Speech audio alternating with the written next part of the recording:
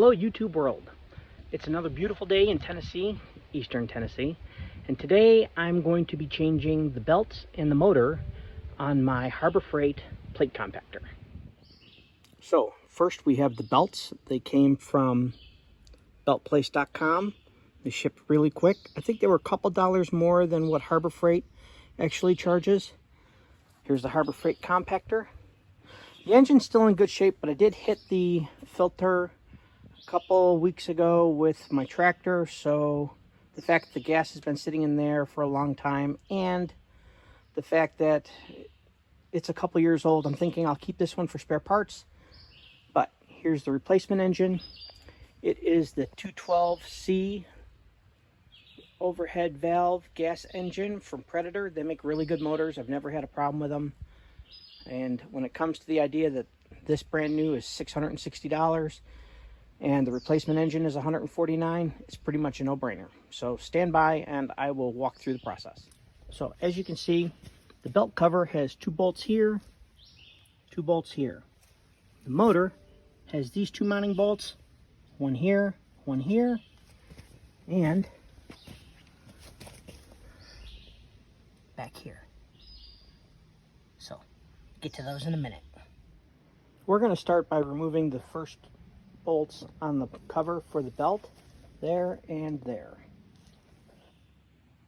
Pulling off the belt cover, we get to see the belts. And somebody might think that, oh yeah, I can just wiggle those belts off. But trust me, this is the second set of belts I've put on this thing, and it is much easier to just simply loosen these bolts and tilt the motor towards you in order to get the belts off and on. Secondarily, I'm replacing the motor anyway, and even though these belts look like they're in pretty good shape, I've had them go on you, and it's much easier to just change them now and keep these as a backup in case you need them in an emergency. It's much better than having to order them and wait for them. If you're going to be messing with the motor anyway, now's the time to change the belts. Having loosened the tracking bolts here and here, only by undoing the bolt, not the nut. That ensures that when we put the belts back on, that they track evenly, because we're going to put the same motor back on. So it should line up exactly. Just loosen these bolts up, and then we go after this one here and this one here, which has a plate underneath it and bolts the motor down. So this plate, there's a plate under here. You can see how the nuts are moving up and down. Once you take the last nut off, it'll just settle down. It doesn't go anywhere. There's a piece of metal under here that catches it, so you're good to go.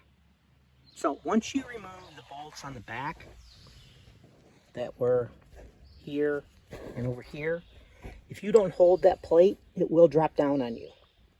Hard to get your hand in there, so keep that in mind.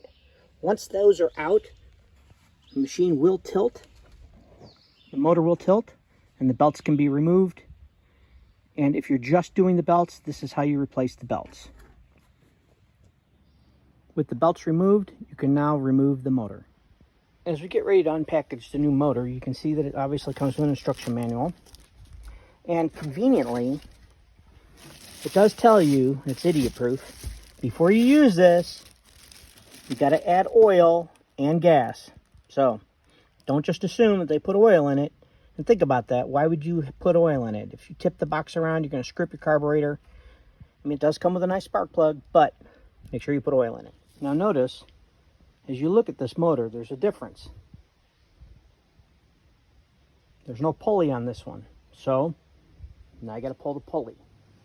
So now you come over to where you got the pull start, pull these bolts off, and you'll be able to access the nut on the other side of this that locks up the pulley.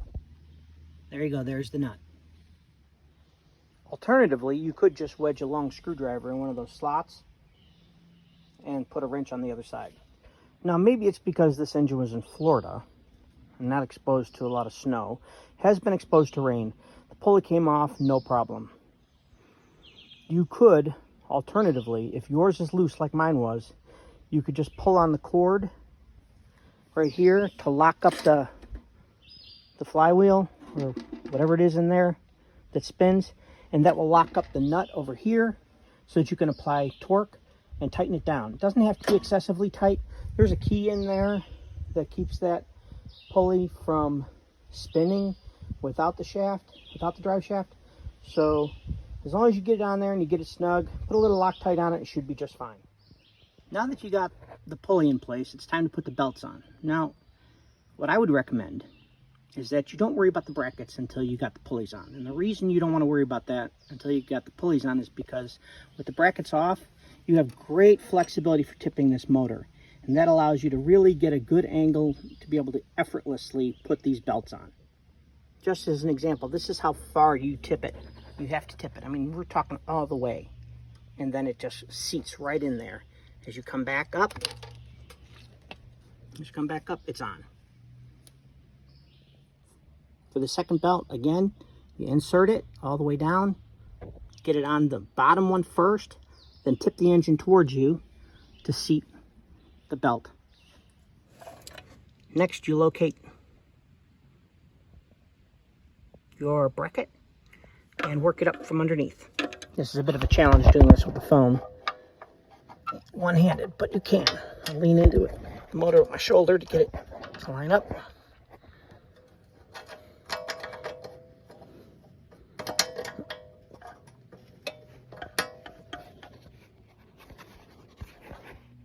Okay, so once you have all 4 nuts back on the mounting posts, front and rear, notice there's room to slide it back here. You want them finger tight.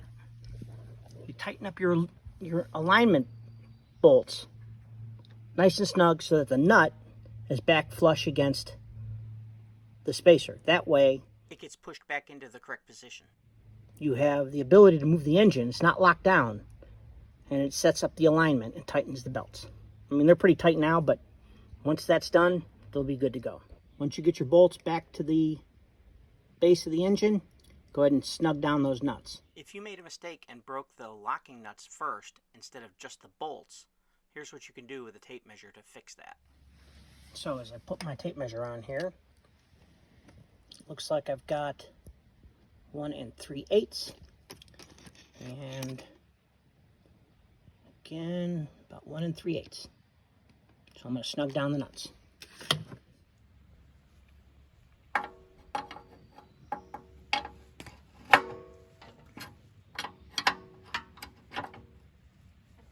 Okay, so they're nice and tight, so now it's time to tighten up these mounting bolts.